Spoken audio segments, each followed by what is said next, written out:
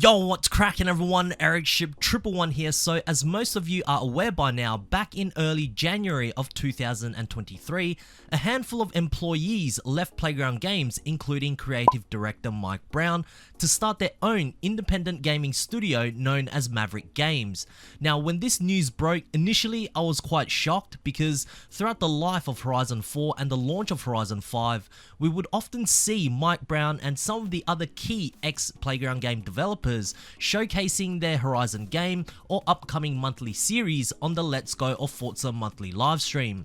However, in hindsight, I guess this probably shouldn't have been as shocking as it was, as a few months prior to the announcement, key Playground game developers like Mike Brown and Tom Butcher, also known as Tommy Bargains, would begin to not appear in any of the Forza live streams anymore, and well, I guess we now know the reason why. Now, of course, it's only been a few months since these guys left Playground Games and started Maverick Games, so it's extremely unrealistic for us to expect them to be making a game right away, and even showing us a small teaser of their upcoming project. However, I was doing a little bit of scouting to see what Maverick Games are up to today, so on top of their social media platforms on Twitter, Instagram, and of course their official website, I did manage to take a look at their official YouTube channel, and there was 3 podcasts that had been uploaded. All of them featured Mike Brown, and the first 2 episodes also featured Tom Butcher as well. So I went ahead and listened to all of the podcasts to see where they are all currently at, and if there is any information as to why they left Playground Games and Forza Horizon 5. And after watching the podcast, this was the takeaway that I got from Maverick Games Studio. This new game studio that Mike Brown and his team created really emphasizes on being free, allowing the developers who work with this studio to be creative, which is why the slogan for Maverick Games is be inspired, be creative, and be innovative. They want to create this working environment that encourages the team to take risks and go with what they feel is right. Brown also says that being able to question the creative process is also encouraged at this studio too, by exploring how things can be done differently rather than looking at what was done previously and just saying, okay, I guess I'll just deal with it then. Now, I think that this little part here from episode 0 podcast was very interesting, especially seeing and hearing it from Mike Brown himself, because then it really makes me wonder about Playground Games, Forza Horizon 5, and even Microsoft too. Despite Mike Brown being the creative director for Playground Games, was he still handcuffed by higher-ups that didn't allow him to perhaps create and develop a game that he was truly happy with? Because everything that he said that I just mentioned is the exact same problem that Forza Horizon 5 and the series has at the moment. It's repetitive, it lacks innovation, it lacks creativity. It's essentially at large the same game as Horizon 4, but somehow in certain respects even worse. And what's important to note too is that Mike Brown also worked on the older Horizon games too, not as the creative director though, but he has seen pretty much how all of the Horizon games were made throughout the years. And what I find interesting is, since Microsoft's acquisition of Playground Games in 2018, notice how much the Forza Horizon series has changed. Prior to Horizon 4, every Horizon game felt like a huge step up, but since Horizon 4, as I've said in a few of my previous videos, the focus of the series changed, things took a different turn, and well, it looks like it's rolling down a steep hill. And maybe perhaps that's how some of these ex-Playground Games employees felt, and it just became another corporate job for them. Mike Brown also says the reason why he left his previous job to start up Maverick Games was this huge opportunity that was too good to be missed. And although I want to believe that 100%, I feel as though that is not entirely true. Keep in mind, this is just my opinion.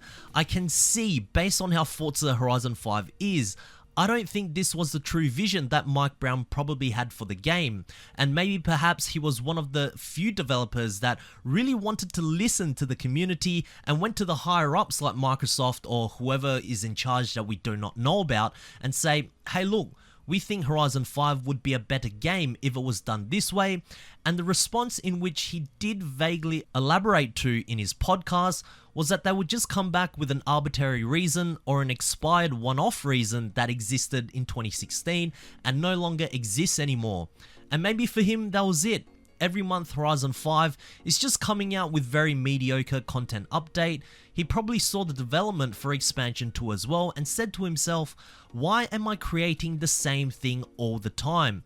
I'm not being able to flex my creative freedom here anymore and have so much more to offer in the gaming world.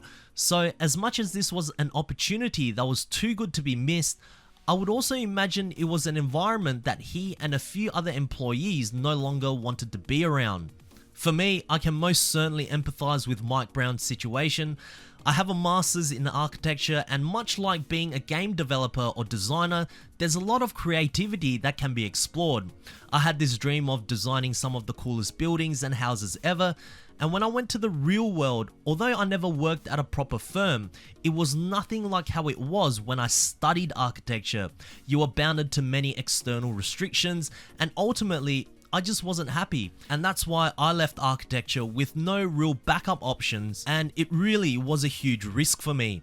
Now in Mike Brown's case, he's extremely credible, he has a huge portfolio of successful games he has worked on, and instead of him leaving the gaming industry, he decided to start his own gaming studio, and everything that he thought probably could have been done a lot better at Playground Games, or even any of his previous places of employment, he is now bringing it to his own studio, and I respect that. And I do believe this is as much of a risk as it is an opportunity that is too good to be passed. But the vision that Maverick Games has looks to be brilliant. Brown also briefly mentioned how he came up with the name Maverick, and it's quite interesting. He was saying supposedly in his performance review, the word Maverick was in the report, and although Maverick itself sounds like a cool word, it can also have negative connotations depending on how you read or describe the individual. They also mentioned that right now the new studio is just trying to get all their logistics right and are actively hiring game developers, which are all on their website. And I'm sure many of you watching are wondering, did they also give any clues on what they might be making next? Well, at the end of the episode 0 podcast, they did answer some questions they had on Twitter, and one of them was Nick from AR12 Gaming. He asked about visiting the studio, and Tom Butcher was saying that they would gladly invite Nick to visit their studio once everything is up and running. And also on their Instagram, they are following some huge racing YouTubers too. So based on that, maybe there are plans for a new open world racing game.